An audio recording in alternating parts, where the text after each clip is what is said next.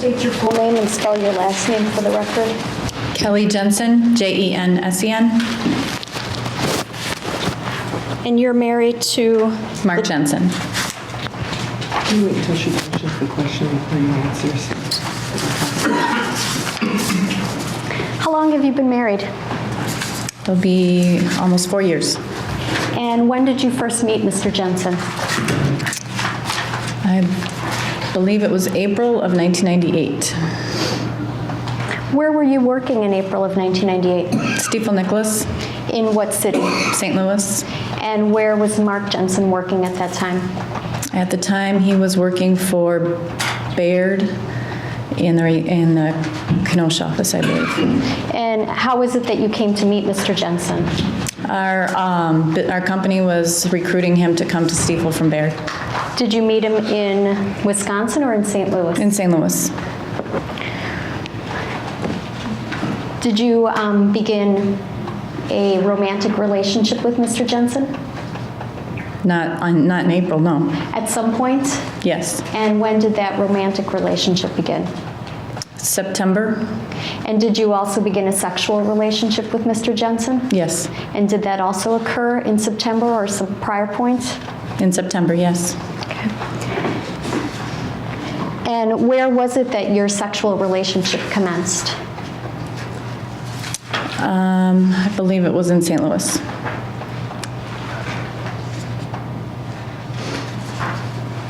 Mr. Jensen had come to visit you in St. Louis? Yes. And this is sometime in September? Yes. Do you recall if it's early September or late September? I believe you all pointed out to me in July that it was the week, I guess right around the 12th, I would say. Did he come to St. Louis prior to September 12th? Or September 11th or 12th? Yes. And did you see him on those prior occasions? Yes. And did you spend time alone with Mr. Jensen on those prior occasions? Yes. Outside of the workplace? Yes. And can you tell me about those occasions? One occasion we spent the day at the zoo and at a restaurant. And I think another time he came down with another broker and we went to a baseball game. And this is all in September prior to your sexual relationship beginning? Yes. Okay. And at that time you knew that Mr. Jensen was married? Yes. And you knew that he had 2 children, aged 3 and 8? They're leading judge. Sustained. Your Honor, I think I am permitted to lead this witness. It has not been established. So taking the 5th isn't enough. Judge, we need to approach you. At the time that you commenced your sexual relationship with Mr. Jensen, were you aware whether he had any children? Yes. And did you know how old his children were? I believe they did, yes. And how old were they at that time?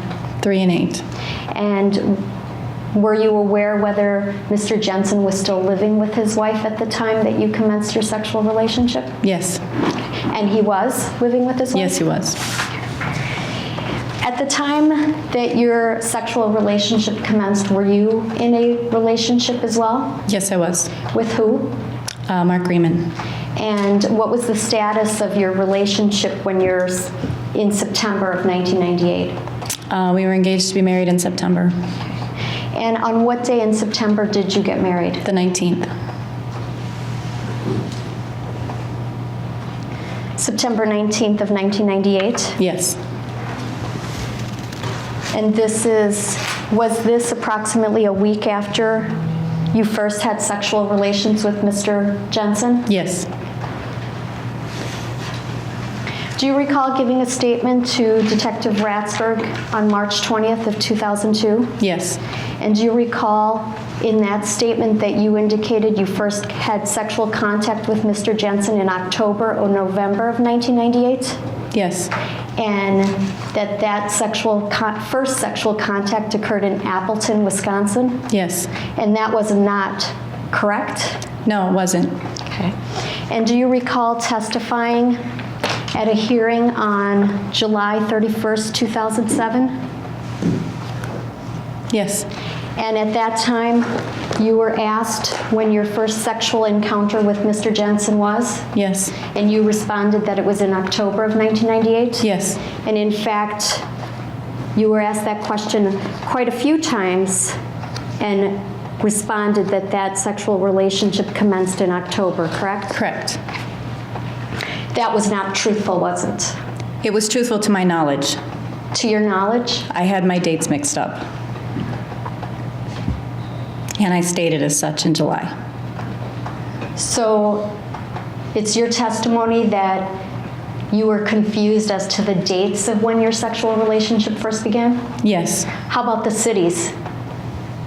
Yes. Well, I just assumed that the one encounter in St. Louis occurred after the one in Appleton. But in fact, it had occurred Before. prior. Yes, it had. Between April of 1998 and December of 1998, did you and Mr. Jensen see each other regularly? No, not regularly. Did you see each other at least once a month? No. Did you see each other at a crush conference in August of 1998? A crush conference? I don't believe so. Or a crush meeting? That might have been the baseball game, yes. Well, what is the crush? No idea. You saw each other, though, at a baseball game? Yes, And this is in August of 1998? I guess so. And then you saw each other twice in September at in St. Louis? Yes. And did you see each other anywhere else in September of 1998? Appleton. Is that for the opening of the Appleton office? Yes. Was that actually October, the first weekend in October? I don't remember the date that it was. Did you also meet each other in Chicago in October of 1998? I believe so, yes. And this was a trip, was this a trip planned by Mr. Jensen? Yes. You came from St. Louis? Yes. Did you stay at a hotel together in Chicago? Yes. And do you recall what hotel you stayed at? No, I don't. Was it the Marriott? I don't remember. It might have been. Do you recall whether you went to Morton's restaurant for dinner? Yes, I believe we did. Did you also go to the Adler Planetarium? I believe so. And you also engaged in sexual relationships with him on that weekend? Yes. And where did your husband think you were? Opening an office in another town. I can't remember the name of it. And are you aware what where Mrs. Jensen thought her husband was? No. Mark, Mr. Jensen didn't tell you what he had told his wife so that he could come and spend the night with you? If he did, I don't remember. During this time between April and December of 1998, did you and Mr. Jensen speak on the phone Yes. daily, Yes. multiple times per day? Yes. Would you call him at his office? Yes. Would he call you at your office? Yes. And would you call him on his cell phone?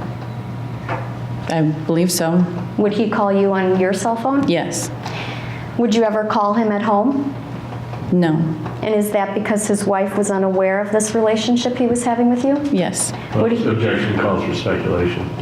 The objection is sustained. Were you aware whether Mrs. Jensen knew of your relationship with Mr. Jensen at this time? Object calls for speculation.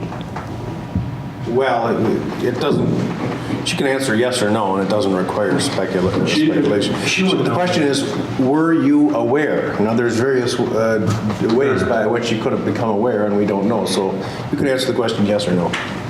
No, I was not aware. So Mr. Jensen never told you that his wife had discovered he was having an affair with you? Objection leading. Overruled. You can answer.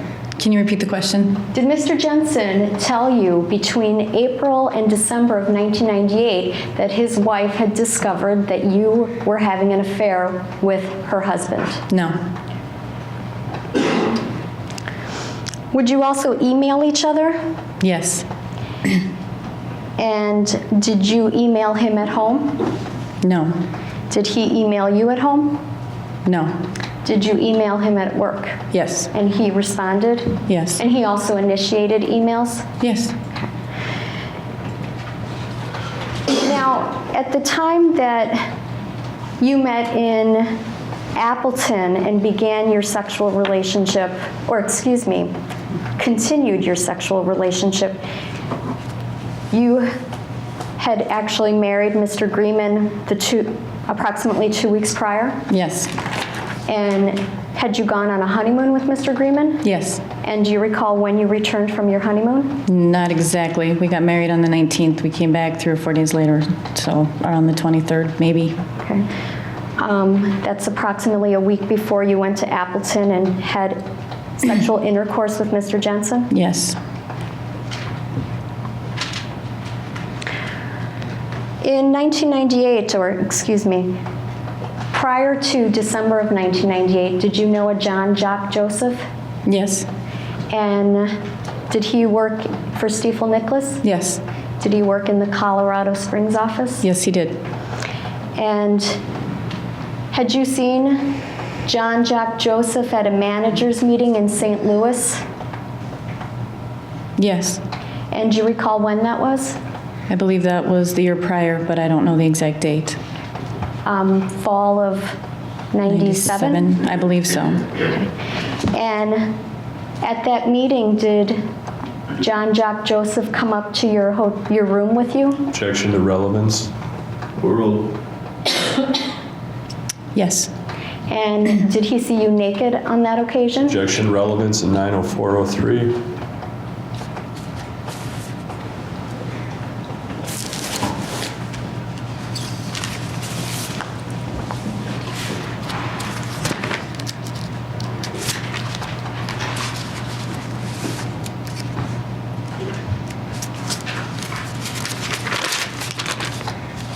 Overruled.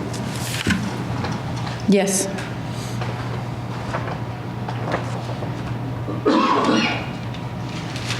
I'm going to show you what's been marked as State's Exhibit 146.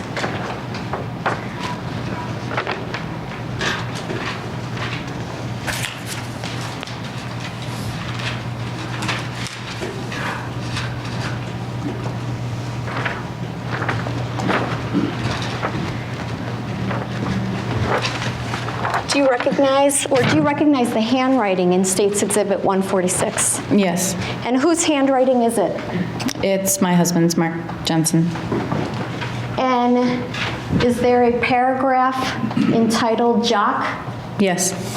And does that paragraph describe Objection. the encounter? I object to on relevance in 90403 and with and lacking in foundation. Overruled. Does that paragraph describe the encounter that you had with Mr. Joseph? Yes. And it's in your husband's handwriting. Yes. Mr. Jensen was aware that you had this encounter with John Jock Joseph? Objection as to foundation as to time. Why don't you expand your question to add the time period? Was your husband aware of that encounter with Mr. Joseph at the time that you first met, or not at the first time you first met him, but during that time preceding December of 1998? No. He wasn't. No. You never had that conversation with him before December of 1998? No. You've had conversations with him, though, about prior lovers that you've had? Yes. Objection to relevance. Overruled. Anything after 98. And these conversations have occurred more than once? Yes. Multiple occasions? Yes. I guess I'm not understanding what, you objected to anything after 98? Yes, because she said no such conversation took place prior to December 1998, and any post-December 1998 discussions have no relevance or in 90403? I think she said prior, though. I think she said prior relationship, so that would have removed post-98 from consideration anyway, if I understood the question properly. But anyway, I had already ruled on it, so I just wanted to make sure I understood what you were saying, and I think I do. So. Go ahead.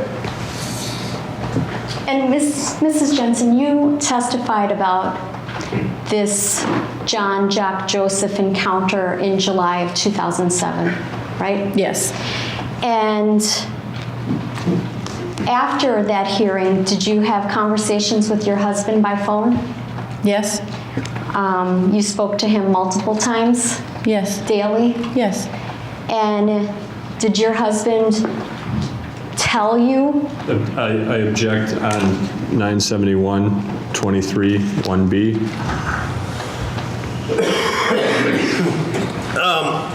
Excuse me. Has there been compliance with that? No, because we weren't aware her answer would be as it was. Overruled. Did your husband tell you during one of those phone conversations after you testified the last time that your conversations about John Jack Joseph occurred in 2000 or 2001? I don't recall. You don't recall that conversation? No, I Do don't you recall that recall not conversation. having a response for him when he reminded you of that?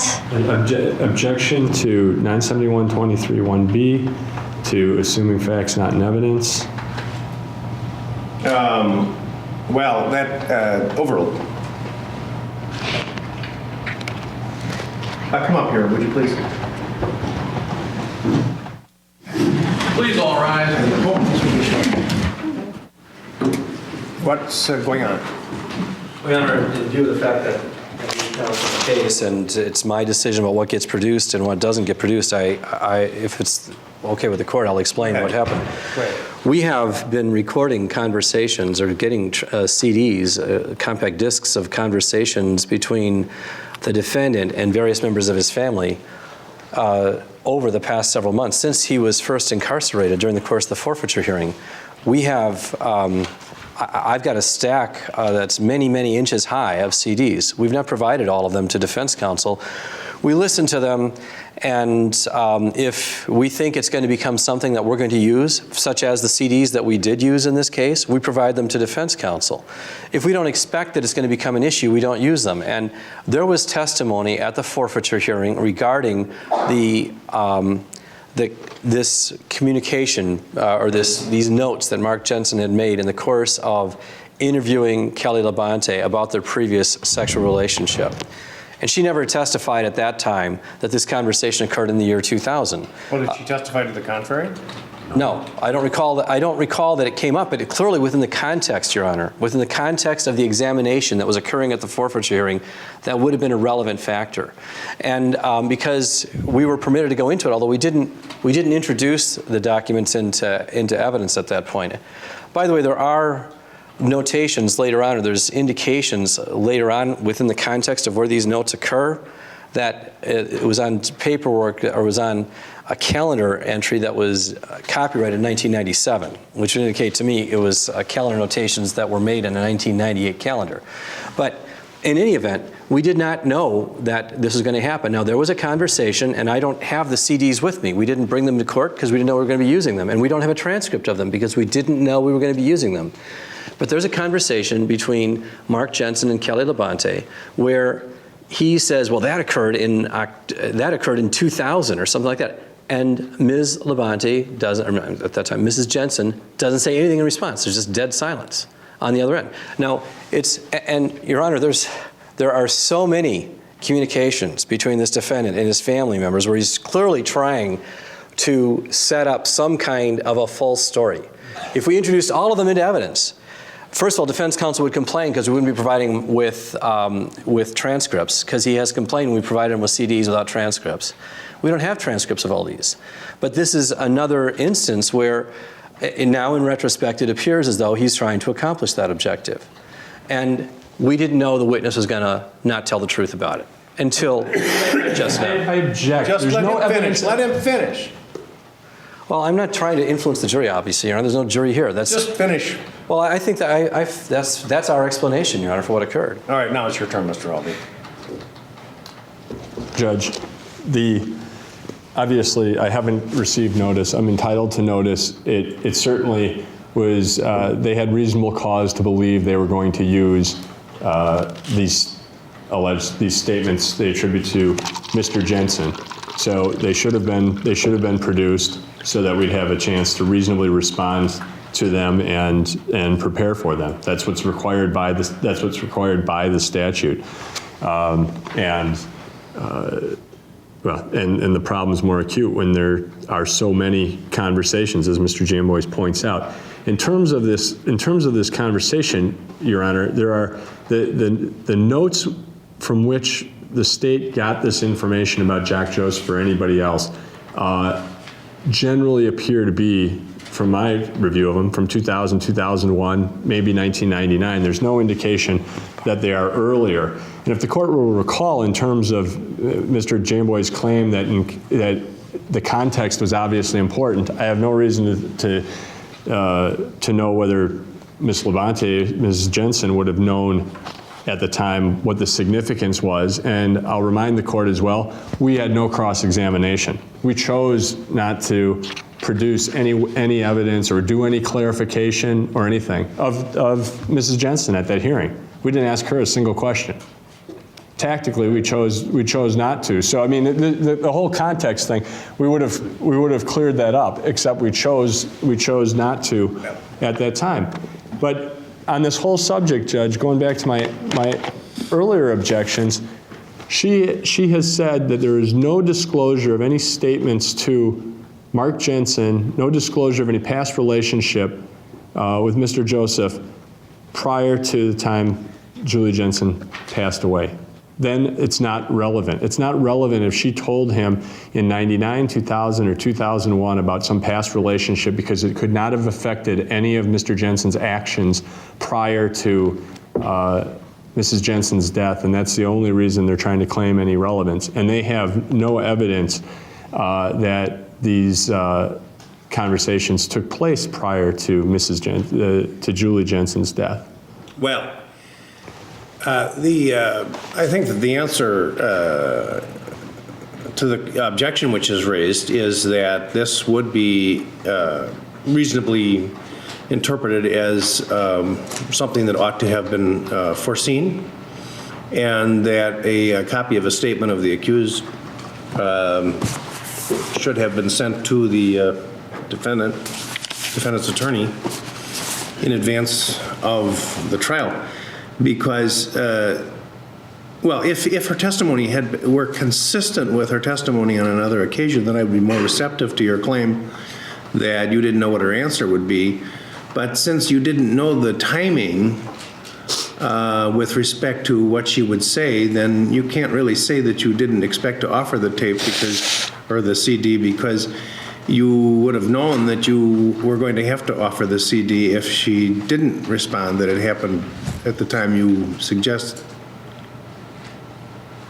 That the disclosure had not happened prior to the death of Julie Jensen.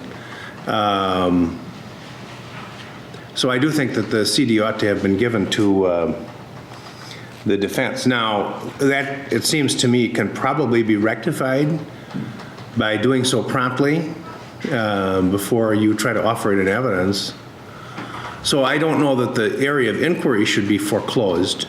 If the state's going to be presenting its case in chief for at least the next week and a half, it strikes me that you'd have to make a pretty convincing case of lack of notice if they didn't offer the CD until a later point during their case in chief. So the bottom line is this. Well, the last question, I guess, asked about a statement attributed to the accused, and so I guess his objection is valid as to that. But Mrs. Jensen is well advised to truthfully answer the question respecting if she had, well, no, I don't want to say it that way. No, I guess the objection is sustained. Well, Your Honor, what we will do is I'll have to go back tonight and find the CD, and I'm going to have to arrange to have a copy made, or at the very least play it for Mr. Albee. I'll try to get a copy made. I'm just wondering about the timing. And you know, if we really do have dozens and dozens and dozens of CDs, and I haven't provided all of them to Mr. Albee, and I'm part of the reason for that is we really don't know which portions of them can become relevant during the course of the case if we don't know what the witness is going to say. And is it the court's suggestion that I arrange to have copies made of all of these CDs and provide them to defense counsel? I don't know what to suggest to you. If they're going to record people who are in the jail, and you're going to keep the tapes and then or CDs and then have them available for use, I guess you do have some obligation to be aware of what you're liable to want to use in evidence. I mean, that's what the statutes contemplate. I don't think you could. I know that. Well, go ahead. Well, what I'll propose to do then, Your Honor, is I think that Detective Ratsberg is gone. I'll Right behind you. Oh. I'm going to arrange for him to have new copies made of all of the CDs. So contact the Sheriff's Department, have new copies made of all the CDs, and provide them, make 2 copies, one for me and one for Mr. Albee. Okay? And I don't know when we can get that accomplished, but certainly we'll have it within a day or two, and I don't know what date this particular conversation occurred, so just get all of them. Okay. And once we find out, but I do have the notes on the particular CD back in my room, so I will make it a point to play that for Mr. Albee tonight, so that he has had an opportunity to hear that particular CD. That's what I propose to do. This is a problem, just so the record's clear, it's a problem not only is it Mr. Jensen's statement, it's also Kelly Jensen's statement, who's on the witness list, and therefore her statement should have been produced. I don't see it. I don't know that I would call hers a statement, her part of it a statement. Well, a statement to me is an assertion of facts, like a witness statement that someone would give as opposed to an overheard conversation, which isn't really a statement. Now, in the case of the accused, it is. Well, I think they're taking her silence as a statement, and I suspect that maybe there's more to it. I mean, that they also may actually point to particular verbal statements by Mrs. Jensen. But I had filed a motion at the outset of this trial because I've been handed 4 CDs of phone calls with, I don't remember the exact timing, I think within a week or so of trial. I felt that getting those 4 CDs was problematic because they contain hours of conversations. I don't have time to listen to those during trial. I mean, if there's one snippet here or something like that, I'm not complaining about my ability to listen to some 5-minute portion or something like that. But if I'm getting 15 or 20 CDs and I am told that there may be some relevant statements on there, that's not sufficient notice. I don't have time to do anything with it during trial. I don't have people that I can have transcribe all these things. And in addition, I would liken it a little bit to, unless I'm told specifically what might be used, I would liken it somewhat to Irby, IRBY v. State, from the early 70s, where the prosecution gave a list of 97 witnesses, and they didn't tell them which ones they really thought would be called because the defendant shouldn't be forced to find the needles in the haystack. Well, there's a flip side of that too, though. If the defendant is continuing to talk on the telephone and they're continuing to record his conversations, and then it turns up something's at variance with what is stated, then you'll complain that you didn't get notice if they don't give you all that stuff. So it's I don't know what the answer is. The answer is if they reasonably believe they're going to use it, they need to give me notice of specifically what they might use. I think that's what's required by that statute. That's what I've just ruled. So I agree with that, and you're going to have to do that in respect to any of these tapes or CDs that you intend to use. So I even think my last ruling was a little confusing. The area of inquiry is you're allowed, but in terms of asking about statements attributed to the accused, you can't do that at this point because you've not given sufficient notice to the defendant. Judge, under 90402 and 90403, I don't understand how her statements about past relationships that occur after Mrs. Jensen's death are at all relevant. They couldn't possibly have affected Mr. Jensen's actions before his wife's death. If the district attorney believes that the district attorney can establish that the past relationship with Mr. Joseph was known to the accused prior to Mrs. Jensen's death, that would be evidence that would have high probative value. But my point is, I believe they have no evidence of that, and it's improper and unfairly prejudicial to suggest that they do by insinuation, and I think that's what's going on here. They're insinuating it was known beforehand, and they have no evidence to that effect. No evidence. Let's face it. Someone using that computer looked up the name John Jacques Joseph. Now, why would that happen?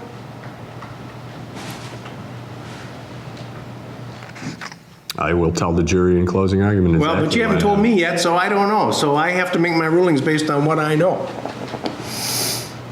So I'm not going to foreclose the district attorney, and I don't, well, I'll leave it at that. Anything else?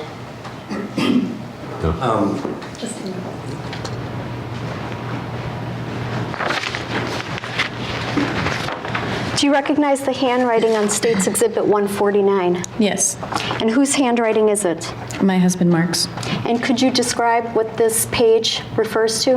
Objection, relevance in 90403, and I thought the motion in limine.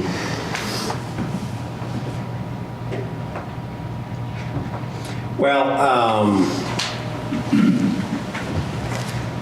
may I see that particular page? Let me see them all. And Judge, while you're looking, it probably makes sense to glance at the remainder as well. Well, the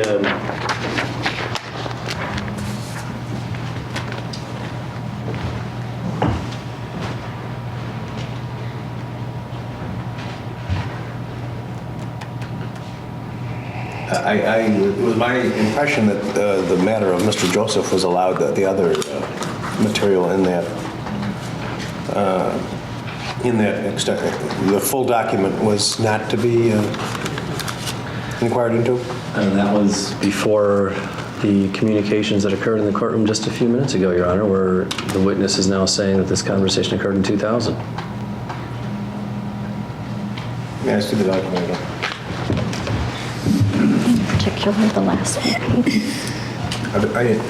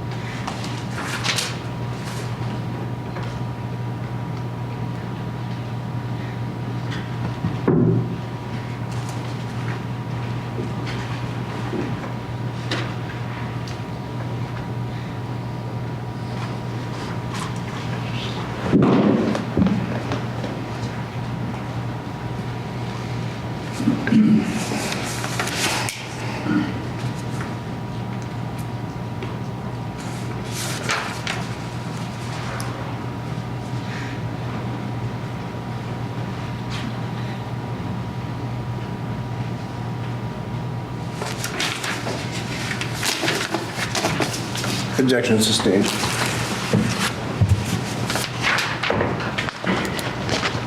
Can we approach?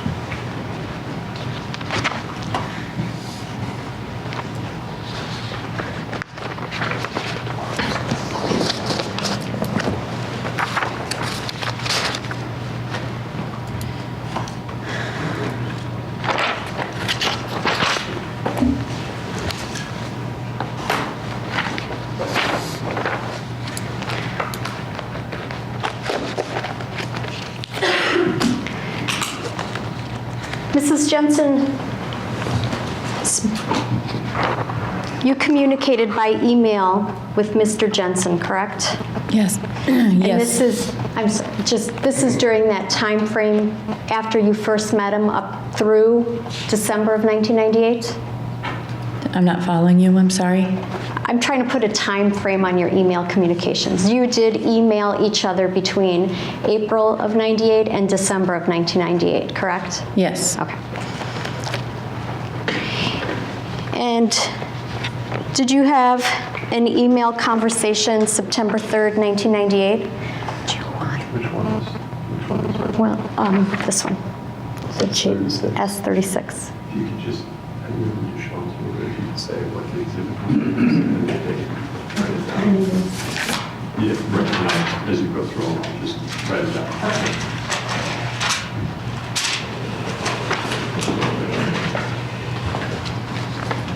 I'm going to show you State's Exhibit 36, which is an email dated September 3rd, 1998. Did you saw that in the minute earlier? Yes, I believe so. I think they want that. Oh, I don't think they ever received.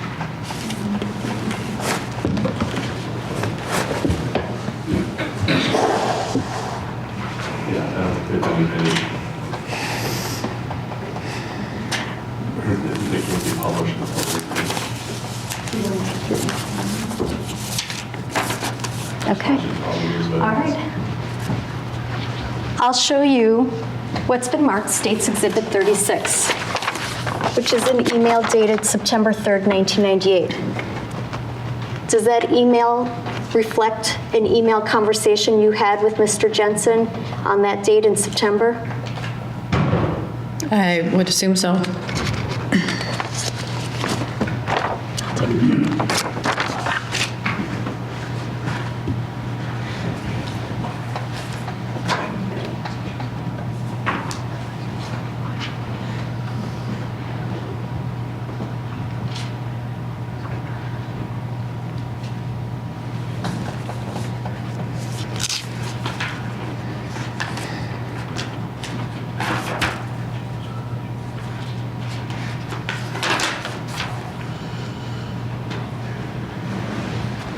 I'm sorry? If I could see the stack of emails again.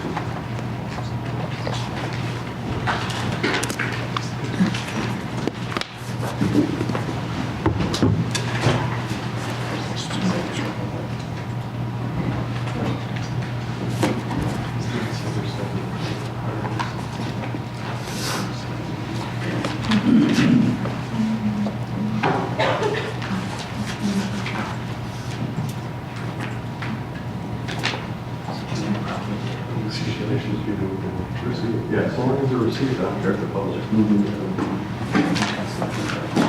Your Honor, the state's going to ask the court to receive into evidence State's Exhibit 36, 37, 41, 40, 38, 43, 44, 45, 47, 48, 49, 51, 52, 54, 53.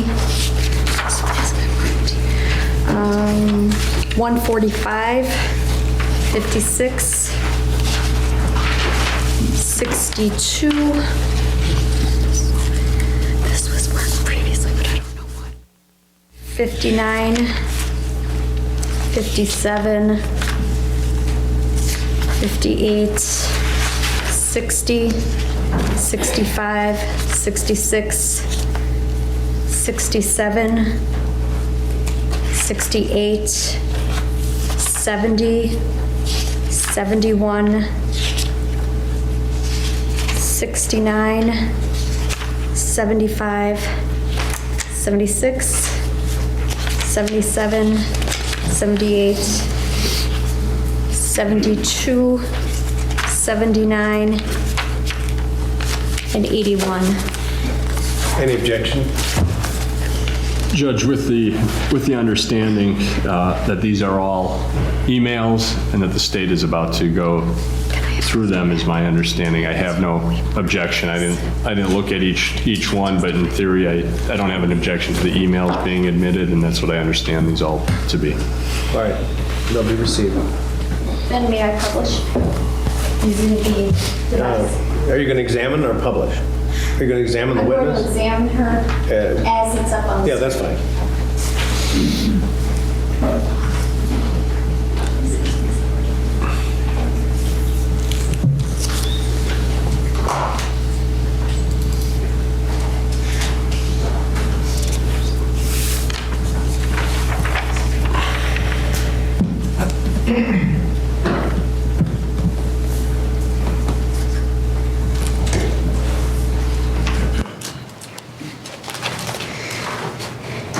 In this email, in State's Exhibit 36,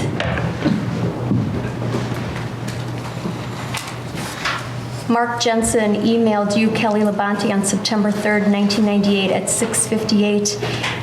Oh, I'm sorry, you emailed Mr. Jensen on September 3rd, 1998 at 6:58 a.m. saying, "Thanks again for yesterday.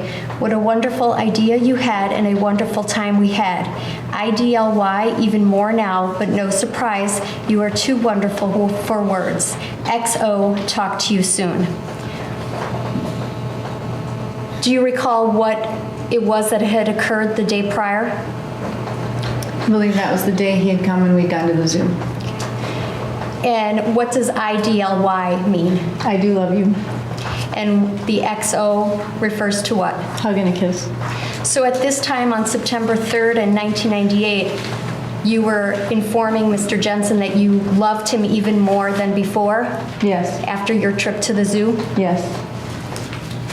But there was no sexual intercourse or contact that occurred during your day where you went to the zoo? That's correct. And then Mr. Jensen responded at 10:04 a.m. saying, "Thank you. Wish I hadn't been so tired, so little sleep the previous nights. Was great just hanging out. Definitely lucky. Got a few looks and question about being in St. Louis. Cute. All covered. Then Ron called. It was about Columbus. Just funny the way it flowed. Hey, came in this morning and my blinds were up. I do like those knobs. I do love you. Cheers." That was Mr. Jensen's response? I suppose so, yes. And when he talks about getting a few looks and questions about being in St. Louis, do you know what he's referring to? No, not specifically.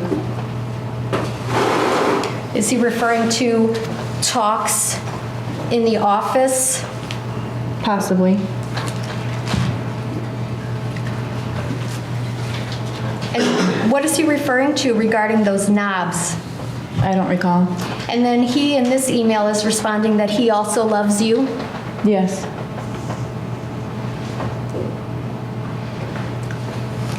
And then you respond on that same day. When I heard Marcia say you were on the phone for Ron, I was all ears, but not too concerned. It was funny though. You have knobs on your blinds? And then he responds that same day, wouldn't mind knobs on my blinds, would prefer cheeks on my desk. Cheers. Did you smile? And is the reference to cheeks on my desk a reference to a sexual encounter with you on his desk? One that happened? No. One that he hoped to happen? One that we joked about.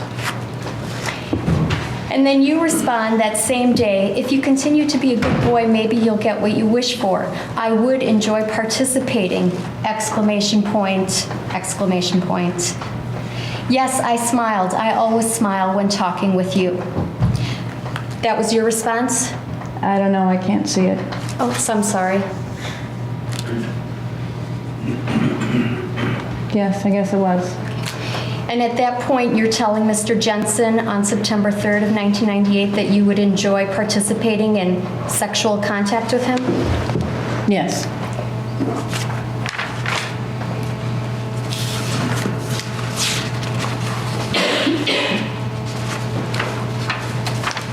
State's Exhibit 37 is an email communication dated September 4th, 1998.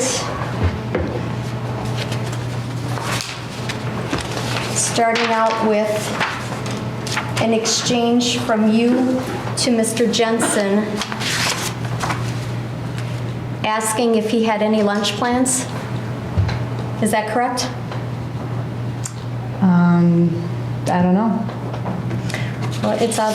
Are you unsure because the date is not listed at the top? Well, I mean, these are emails. I'm sure the context, I don't argue the context of them, but whether all is accurate, I don't know. Okay. Well, did you email Mr. Jensen on September 4th, 1998? I'm sure I did, yes. And you asked him about his lunch plans? I probably did. And he responded saying, you free? Bring in Olive Garden takeouts? Yes. And you responded, hardly free, but Olive Garden sounds yummy? Yes. And then he responds that same day, know what I'd rather eat? Yes. And there's a symbol there. Do you see that symbol? Yes. And what does that symbol represent? Him sticking his tongue out at me, or a sexual connotation?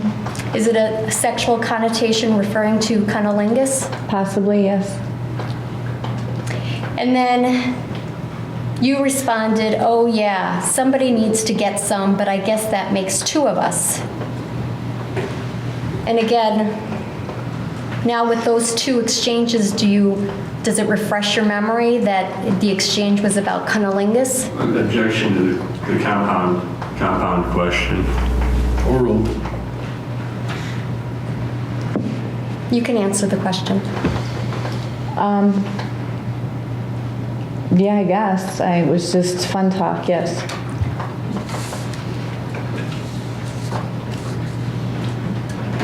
Although Mr. Jensen is married at the time of this talk, correct? Correct. Asked and answered. No, it's done now. And then Mr. Jensen responded, yep, lover's nuts thing going on here. My own fault. Turned it down last night after I came in because I was pissed. She knew it. Dutiful thing. Right now, dutiful would do. Nah, cheers. Thinking about my desk right now. Now that's a way to enjoy lunch. That was his reply? Yes. And was it your understanding that he was talking about how his wife wanted to have sex with him the night before, but he turned it down? Yes. And instead, he's thinking about you on his desk instead? Yes.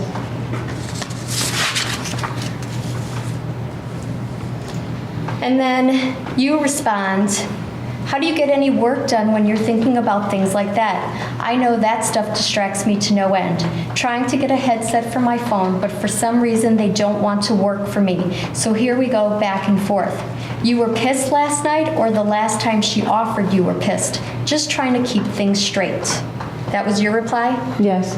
And he responded that same day, got pissed last night because of her attitude in spa. She knew I was when I got out. I sat on the deck for hours. When I came in finally, I just reversed the don't touch me thing. That was his response? Yes. And it was your understanding that he was again talking about his wife Yes. and the contact that they had had the night before? Yes. And then you respond, we are a pathetic pair, correct? Yes.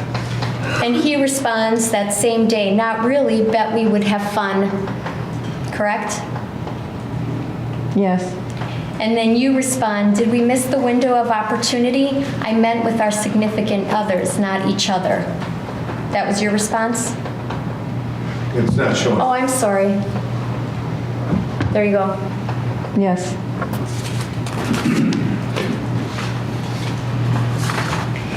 And then I'll show you State's Exhibit 41.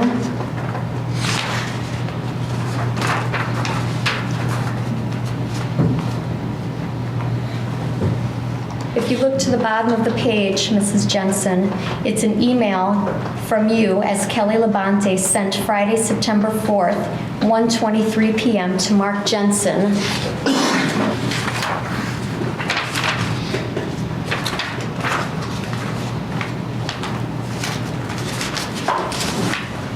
Where you ask, what kind of music do you prefer to listen to when being romantic? Is that correct? Yes.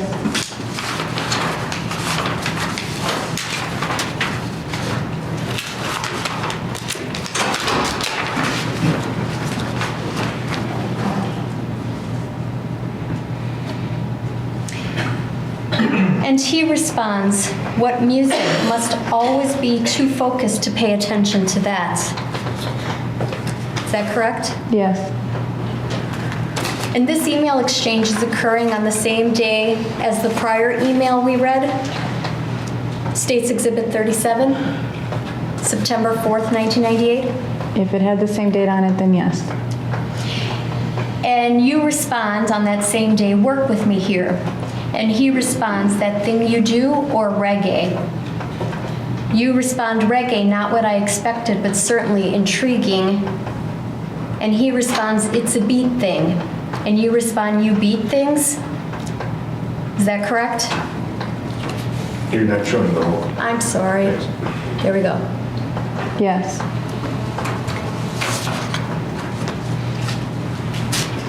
And then Mr. Jensen responds that same day, don't want to work, I just want to beat on my drums all day. Hope it doesn't come to that. I'm going to have to go home and try to, quote, fix, close quote, my high maintenance women. If I stopped and got Titanic on the way home, wonder if I could get her to sit next to me on the couch. Low expectations. That was his response to you? Yes. And you respond, you are such an incredible man. I want one. Yes. So at this point, you're telling him that you wished he was with you? Is that correct?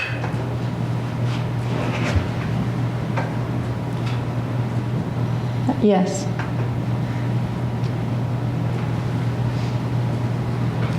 And then he responds, thanks, you can have me. And it's your understanding from that he was offering himself to you? Object to the requirement speculations by this witness. Well, she can answer how she took the correspondence. Her knowledge or frame of mind, I don't think is relevant. Well, it is to the extent that we all make our interpersonal communication with a purpose of making clear to the other person what our thought is. So she, as being the recipient of this communication, can answer the objections overruled. You can answer the question, Mrs. Johnson. Yes, it was fun banter between us. So he's telling you that you can have him despite the fact that he has a wife at home and 2 children? Objection, leading. Rephrase your question. It's also argumentative. It is sustained. Well, at the time that he's writing this, offering himself to you, did he have a wife and 2 children? That's already in the record, and it doesn't have to be repeated, and the jury's aware of it. Then you respond, tease, and he responds, who's teasing? Correct? Yes. And then you respond, I could get used to having you around permanently. Yes. So at this point, were you telling Mr. Jensen that you would like to have him around in your life permanently? No, we were just having fun, having a conversation. But that is what you said, right? That's what I wrote. State's Exhibit 40 is an email dated September 4th, 1998 at 3:56 p.m. And in this email, you're emailing Mr. Jensen asking if Midge gave you the message that I called, correct? Yes. And who's Midge? She worked in his office.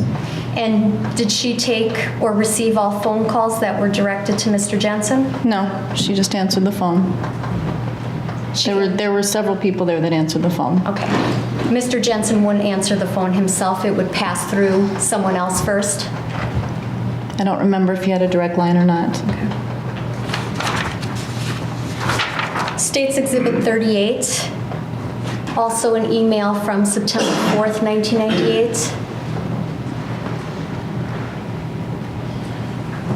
From you to Mark Jensen, where you say, so Barry calls Scott and recommends KSS. Did he come up with this all on his own, or is this your baby? Is that your email to him? Yes. And what's KSS? A stock. And who's Barry? Barry's one of the brokers in the Racine office. And who's Scott? Scott would be, he was my boss and the boss of all the offices. Okay. And Mr. Jensen responds, mine, got 8 last time, don't go there. Probably a buy here, if anything is. Bought some at 47 yesterday. Looked good at 49 last night. Now out too, buying some more. That's correct? Yes. And you respond, it works now? I guess, yeah. Was it your understanding in this email exchange that Mr. Jensen was offering you advice on what stock to buy? No. Just giving his opinion. And why would he give you his opinion about the stock? Because we talked about all kinds of things. That's what we did. We did stocks. Excuse me? I said that's what we did. We were a stock brokerage firm.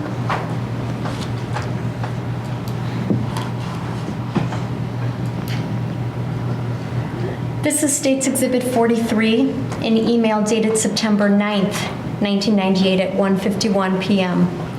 From you to Mr. Jensen entitled Subject Oil and Hands, where you write, I have such a back and side ache, getting a massage tomorrow, can't wait.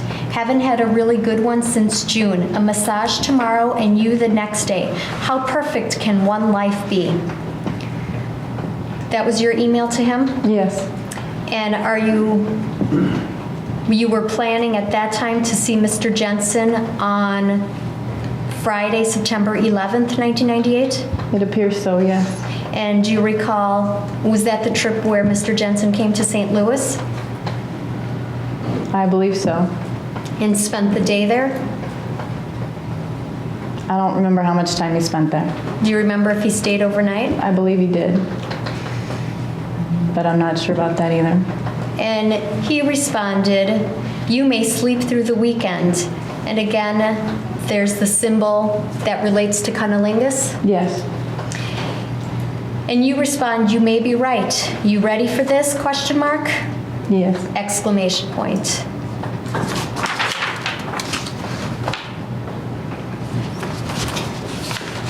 State's Exhibit 44 begins with an email from Mark Jensen to Kelly Labonte dated September 15th, 1998 at 9:01 a.m. The subject is good morning, where he asks, how are you doing? No funnies this morning? Is that correct? Yes. Now, the last email we read, Mrs. Jensen, was from September 9th, 1998, and this one is September 15th, 1998. You had email communication between September 9th and September 15th, 1998, correct? I would assume so. And you assume that because you had email communication on an almost daily basis? Well, during the weekdays. During the weekdays, okay. During office days. So then you respond To Mr. Jensen, I didn't get any yesterday either, but I was talking about funnies. Maybe I'm not as loved as I used to be. I'm doing well this morning. Didn't want to get out of bed, but feeling pretty ready to go now. How are you? The drugs wearing off yet? Did you have a good evening? Tried to go to the hot tub last night, but the man was too tired. Amazing how similar our lives are sometimes, hey? Eh? That was your response? Yes. And then Mr. Jensen responded, maybe I'm not as loved as I used to be. Oh, yes, you are. You really are. Tried to go to the hot tub last night, but the man was too tired. Yep, get that too. Never understand that. How much energy does it take to sit there and relax? Hey, check out KSS XO Fun. Covers many room service bills. And again, the symbol for cunnilingus. Is that correct? Yes. The drugs were still in effect last night, but got some wood. Was thinking about someone else. Got carried away. Banged into the end of things, so to speak. She don't like that, and that was the end of that. Ha, fun. Aside from that, evening was lousy too. Hovering, nothing to say. Feeling a lot more stable today. Feeling kinda bad about some of the conversation yesterday. Wish I knew how much of the mood was chemicals and how much you. Cheers, I do love you. That was his response? Yes. So in this email on September 15th, 1998, is he talking about having sex with his wife the night before? Yes. But what does he mean when he says he got some wood? That he had a hard on? And he got the hard on and had sex with his wife, but he was thinking about you? I guess. Well, Yes. thank you.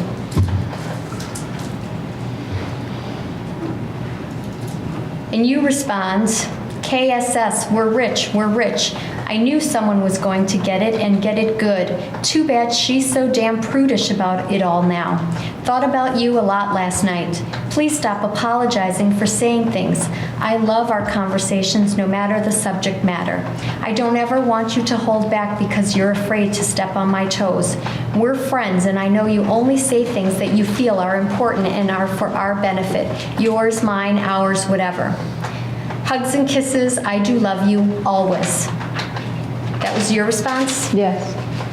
And you're talking about a conversation that you'd had the night before? Or the Yes. day before? Yes. And is this a conversation where Mr. Jensen is asking you about your prior lovers? I have no idea what the conversation was about. Well, you say, I don't ever want you to hold back because you're afraid to step on my toes. Would it seem to relate to that conversation? I have no idea what that conversation was about. State's Exhibit 45, an email dated September 29th, 1998.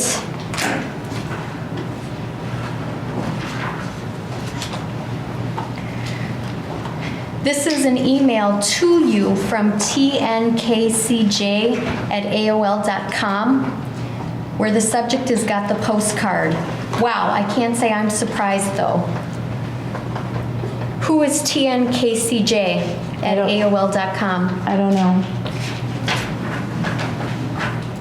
Is this, you don't know? You don't recall at this point? That's correct. I don't recall. It was not Mr. Jensen, however, was it? I don't believe so. Okay. And you forwarded this to Mr. Jensen on September 29th at 9:22 a.m., saying, a peek at my past. Funny how two people can see one situation in two completely different lights. Hopefully you can get the gist of this, but if not, call me and I'll explain. At work so I can walk through this silly note. The point I'm trying to make is how C perceives me as the weak one. Now, I know I wasn't as strong in the past as I am now, but I was never as pathetic as I feel she's making me out to be. Then again, maybe I'm just being overly sensitive. Give me your thoughts. And people wonder why I never, well, rarely want to go back home. And Albuquerque in parens, correct? Yes. And you asked Mr. Jensen to call you, correct? Yes. But you want him to call you at work? Yes. Why not at home? It looks like I had whatever it was with me there at the office. And your husband was at home? Judge, I'm sorry? I beg your pardon? Judge, it's argumentative, it's already been going through. I think we get the idea, they're both have significant others at the time. States Exhibit 47, an email dated September 29th, 1998 at 11:11 a.m. from you to Mark Jensen, where you say, so am I just being an oversensitive chick with regard to Mark's comment last night? Be honest, I can take it in spite of what my quote friend, close quote, in, is that Albuquerque? ABQ? Yes.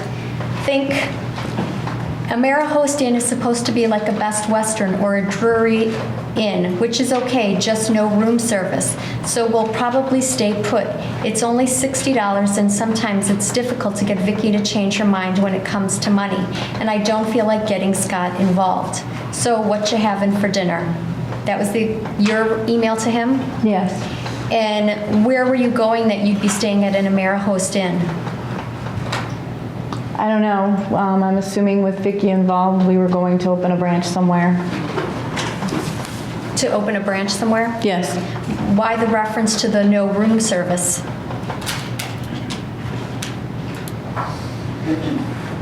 It was just nice to have room service when you got up in the morning so you could have breakfast and not have to go out before you went to work. But you had talked with Mr. Jensen about ordering room service when you would go away together, correct? I don't know if we talked about it in detail. I might have come up, yeah. Now, this is an email, States Exhibit 48, dated September 29th, 1998 at 3:22 p.m. sorry, what exhibit number is this? 48. From Ginny Yoder. And this email is to you, Jock Joseph, Colorado Springs, Kay Michael, and Katie Friedrich.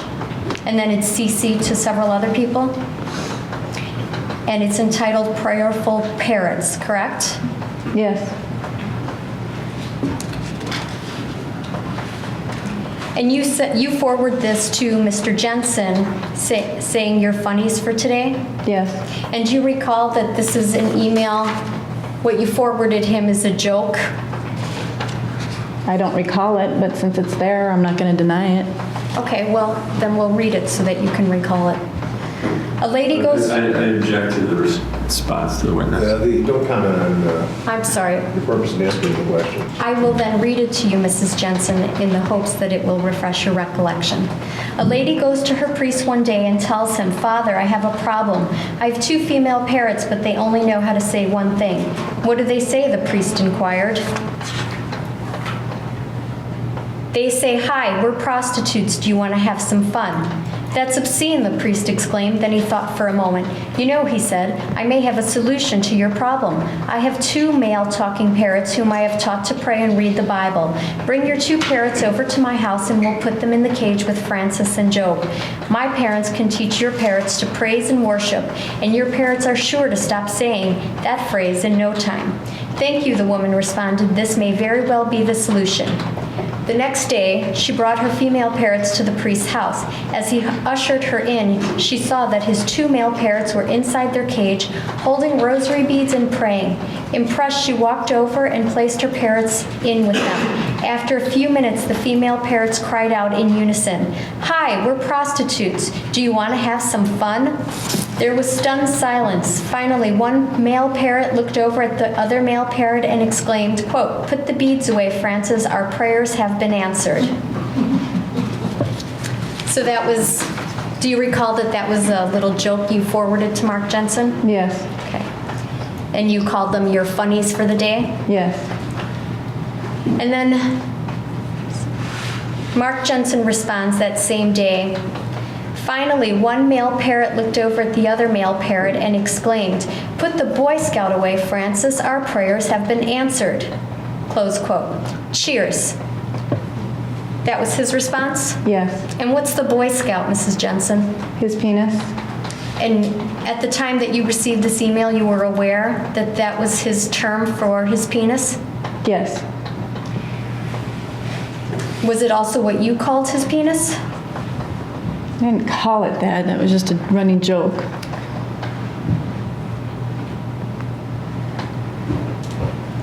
And then you respond, cute, not liking him very much right now, are you? That's your response? Yes. And what you're referring to is his Boy Scout or his penis? Yes. And he responds, yes, I am. No, I'm not. Yes, I am. No, I'm not. Like you. Cheers. That's his response? Yes. And when he says like you, is he referring to the fact that you like his penis? No idea.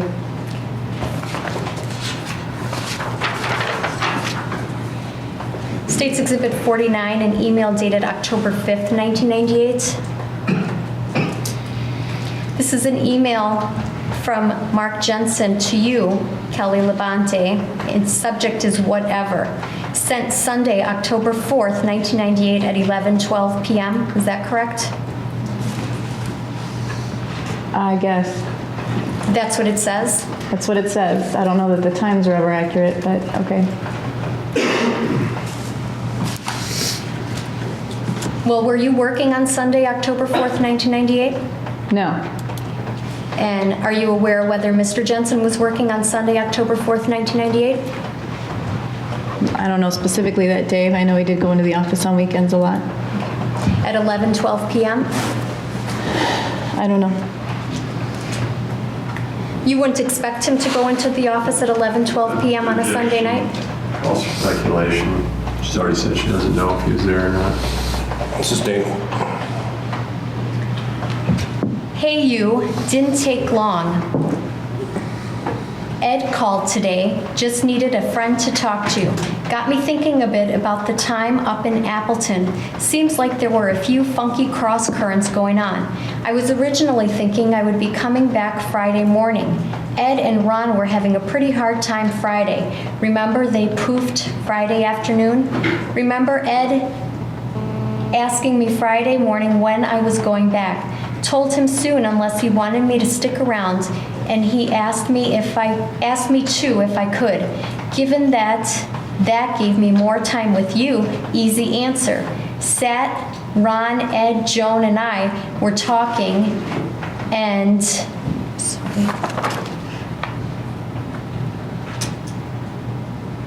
And again, it came up when I would be up there, wondering if I was going to go there Monday. Nope, they seemed disappointed, and finally Joan said they understood that I had my own book to take care of. Point being, I know Vicky thinks she could have handled it all, but she asked me to come up too. The non-drinker wondered why I was there. I had more business being there than she did. Parent, side story here, was in the office where she was typing, changing the paper. Ed and Joan came in and asked about some office procedures. Explained them to them. She disagreed with me. I kind of bluntly told her she was wrong. Then Vicky walks in. Red hair asks Vicky. Vicky tells her she's wrong. Red hair didn't like that. Was real cool from then on. Close parent. But I was there for the Appleton people and one other. If they are all happy and satisfied, great, and I'm pretty happy with the way it all worked out. So whatever to the others. Wasn't there for the OPS people? Do you know what OPS people is? Ops. And who's ops? Operations. Who would be the operations people at this? The people that came up from St. Louis and opened the branch and set up the office. Looking forward to talking to you tomorrow. Will be interesting getting your spin on some observations I had from this. Now that I can think and am not totally distracted by this cute creature that was there and had this ability to make everything else disappear. I do love you, and a true technical cheers to you. Hoping you're okay with the tech thing. In this email, is the Ed he's referring to Ed Klug? Yes. And Ed Klug called him because he needed a friend to talk to? I don't know. Well, is It looked Mr. like- Excuse me? Is Mr. Jensen telling you Ed called today, just needed a friend to talk to? Oh, yes, okay, yes, sorry. Okay, so Mr. Klug considered Mr. Jensen a friend? Assertion, false or speculation?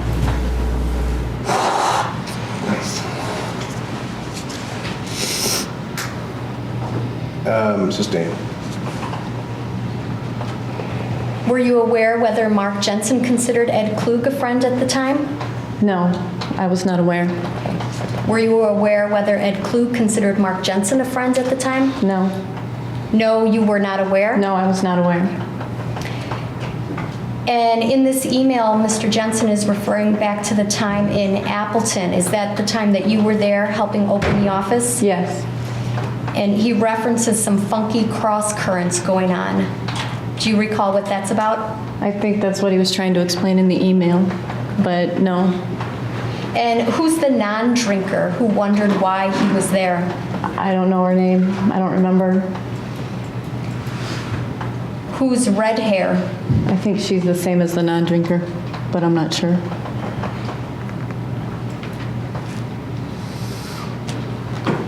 And in this email, he's talking about how he was distracted during the Appleton opening because you were there? Yes, So you're the cute creature that was there? yes,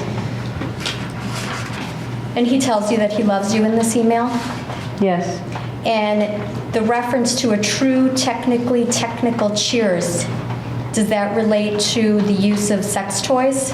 No, Do you recall what it relates to? no, I don't. Okay. And then you respond the next day, October 5th, 1998.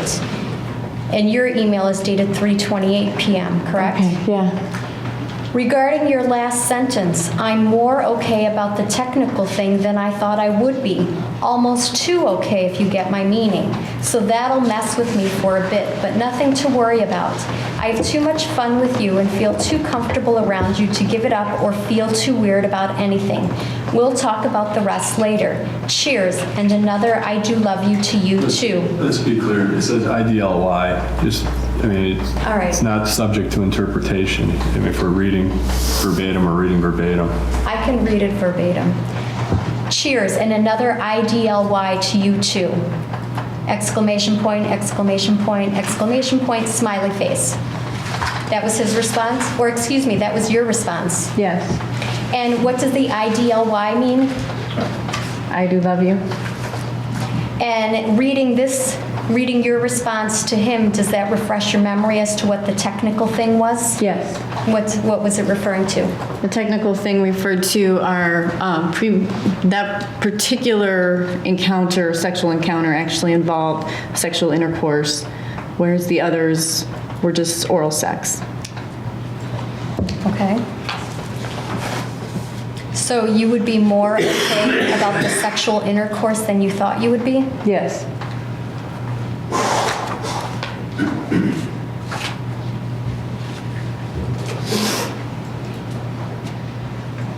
And your prior sexual contacts, the sexual intercourse or the oral intercourse that you referred to, was that to you from him and from him to you? Yes. It was not one way? Already answered. I'll show you State's Exhibit 51, which is an email dated October 7th, 1998.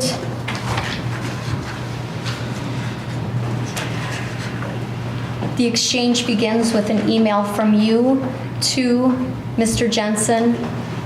Judge, I'm objecting 90403 to the number that we're reading here. You start the email with, "How are you this morning?" Correct? Yeah. And actually the subject is "Good morning." Yes. And Mr. Jensen responds, "Good, headache, wonder why, going to try to come up for air soon. I don't want to work, I just want to bang on my drums all day." That's his response? Yeah. Now, in this email, as with other emails, you begin the exchange at 8:26 a.m. and he responds at 11:53 a.m. Did his exchange come Objection, I'm not sure we've had any that were started at 8:26 and responded to at 11:53 before. Well, I can rephrase the question. In this exchange, Mrs. Jensen, your email begins at 8:26 a.m. and he responds what's dated 11:53 a.m. Was it your understanding at the time that he was responding right away or that it was taking him time to get back to your emails? Sometimes it takes time, sometimes they're right away. Did you have any understanding whether your clocks were off on your email exchange? I don't know, I assume they were. And you respond to him, same here, bad night, correct? Yes.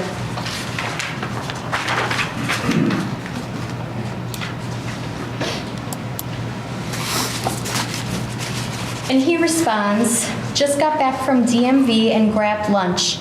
Got the letter but haven't read it yet. Bad night, how so? Give you a call soon. IDLY. That's his response? Yes. And again, IDLY means I do love you? Yes. And so at 1:41 p.m., he's telling you that he had gone to the DMV and grabbed lunch? Yes. And he had a letter from you? Yes. And do you recall what letter that was? No. And you reply at 11:47 a.m. Got drunk, can't drink like I used to, I guess. Made myself sick, man, was I bad off. Scared me a bit. Not going to be drinking for a while, methinks. IDLY 2, enjoy the letter. That's your response? Yes. Now, in his response, he discussed coming back from lunch, and it's timed 1:41 p.m. But your response to that is timed 11:47 a.m. Does it appear, or from your memory, does it seem as if your time on your emails were wrong? It appears that it's wrong. I don't remember thinking about it back then, and I'm not a computer expert, so I don't know. But it appears your time is wrong, correct? I don't know whose time is wrong. Okay. Well, if he's coming back from lunch at 1:45... I don't know. Objection. Judge. I think it's a legitimate question. I mean, on the end, be argumentative, but I think it's a legitimate question on cross, or on examination.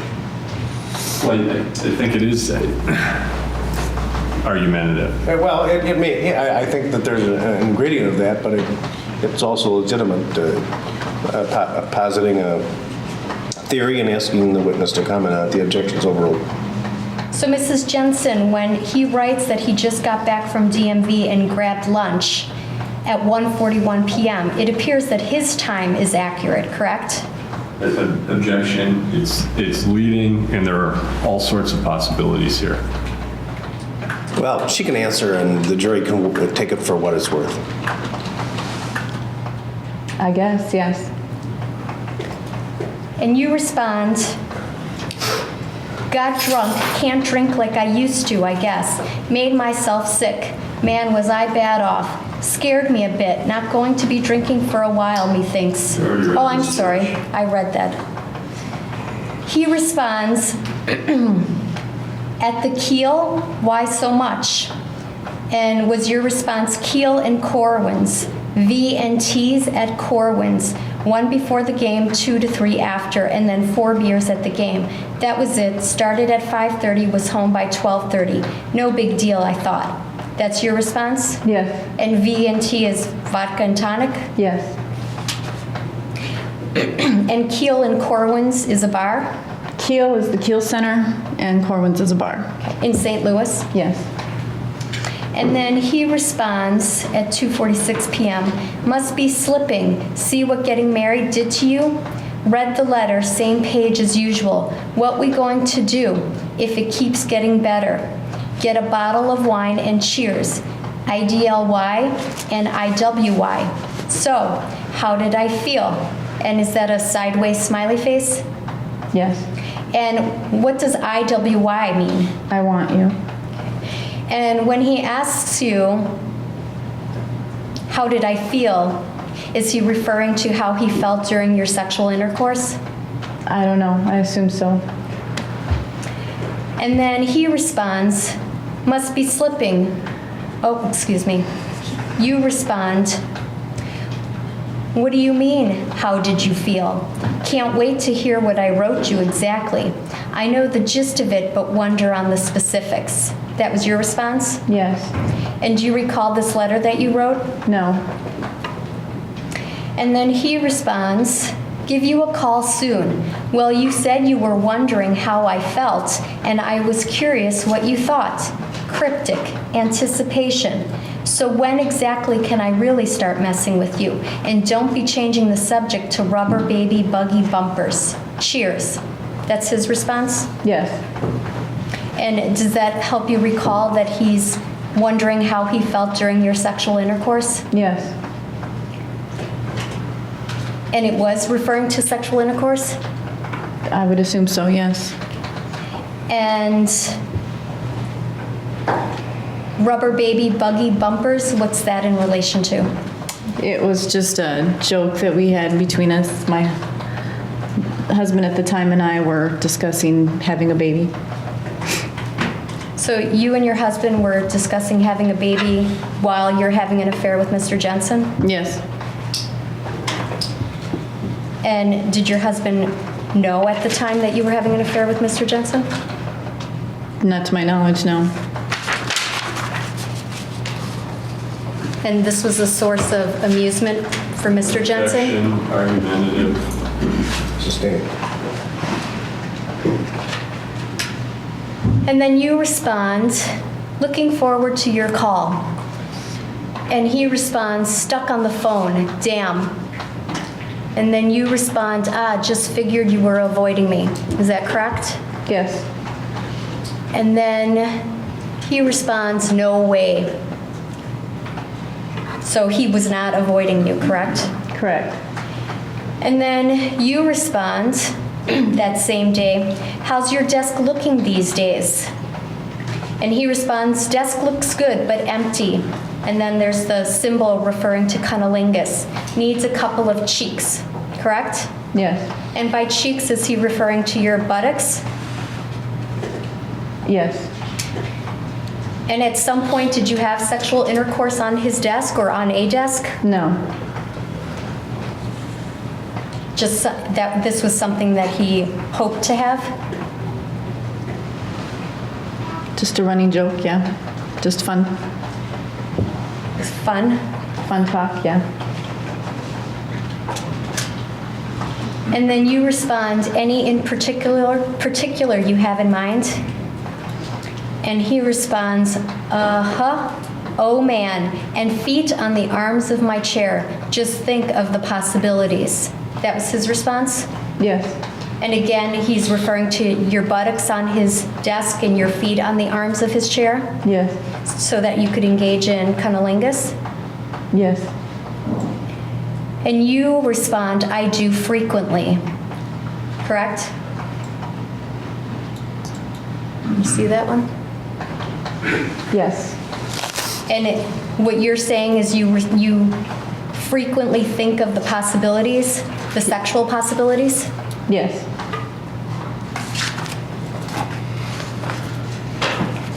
States Exhibit 52, which is an email dated October 8th, 1998. Judge, may I have a continuing objection on 90403 grounds? Yes, sir.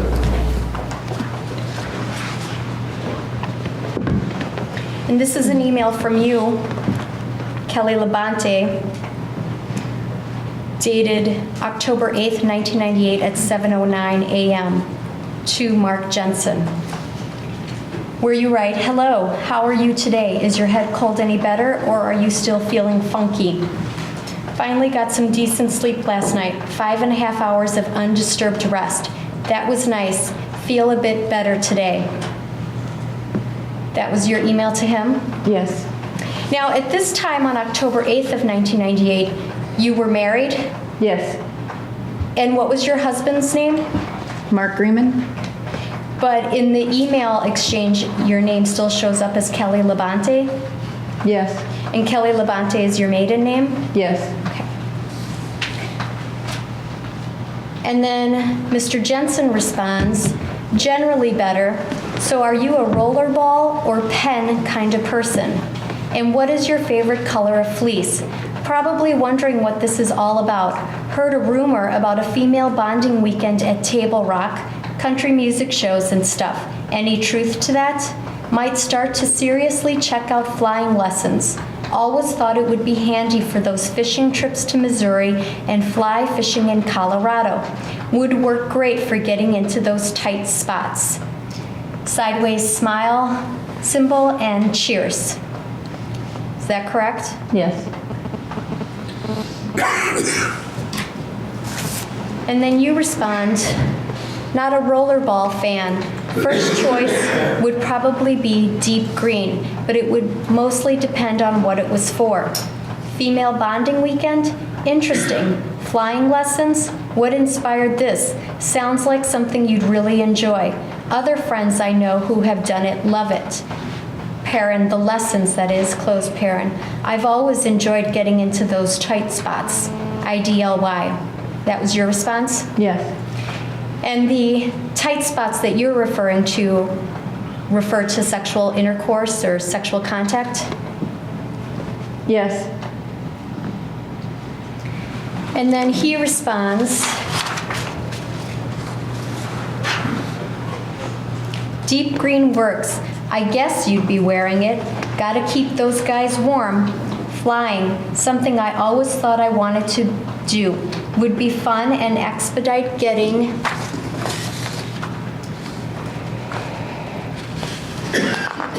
to those tight places rather than drive 10 hours to Big Cedar. Could get there in 3. The up, oh, is that the UP? Can you say? Possibly, I don't know. Okay. 1.5 versus 6. I've done it and love it. Paren, that tight place, close paren. Not the lessons. Have a neighbor who could give me those. I really, WY, IDLY. And here he's saying, I really want you and I do love you. Yes.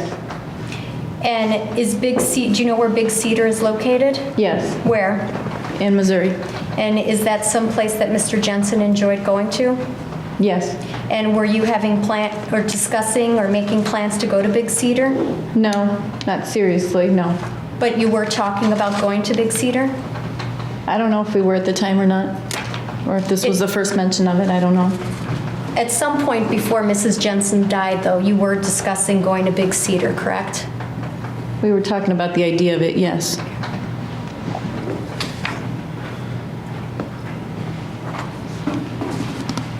And when he says he's got to keep those guys warm, is he referring to your breasts? Yes. And then you respond on that same day, what, quote, guys, close quote, need to get warm? If you decide to take up flying, be careful, all caps. Don't want to lose you. I always thought flying would be such a thrill. Issue for the day. Found out yesterday that Debbie, parent the ex, close parent, is pregnant again. Shouldn't be a big deal, but Mark told me one of the reasons they decided to, quote, go their own ways, close quote, this last time was because she didn't want more children. Quote, her other pregnancy was a bad one, parent, close parent. I know I'm being silly about this, but for some reason this is just bugging me and I can't figure out why. Any ideas? That was your response? Yes. And the Mark that you're referring to in this email is Mark Grieman, your husband? Yes. And Debbie is his ex-wife or girlfriend? Wife, yes. And then Mr. Jensen responds that same day, the guys that girls like to have warm, those giant golden, be careful. Of course, I'm the Boy Scout, but I have gone down a couple of times before. So would you want to go? On the issue, have a couple of ideas. All spin on funky, capital F-U-N-K-Y. So this doesn't turn into 15 pages, I'll do bullet points. He dumps her because of no nookie, yet says hers are better than yours. Bull, yours are hard to beat. Takes you to Africa. dumps you and goes back to her because she preggo with someone else. Parent, why? What about your guys' relationship? Close parent. Dumps her because she doesn't want any more kids. Parent, what about their rel? Close parent. At least she's married, so he can't dump you and go back to her again. Shit. It's all funky and counterintuitive. The reasons he gives for the decisions he's made don't stand up to a reality test. That's his response to you? Yes. And in that first line, the guys that girls like to have warm, those giant golden, what is he referring to? My breasts. And when he says, but I have gone down a couple of times before, so would you want to, is he again relating to oral intercourse? I think the first part is referring to oral sex, and the second part is asking me if I want to go on a trip. I'm sorry, I couldn't. The first part was referring to oral sex, but the second part, so would you want to go, relates to what? Relates to going on a plane ride or something like that. Okay. Excuse me, Your Honor, can we take a recess? All right. Please don't talk about the case during the break.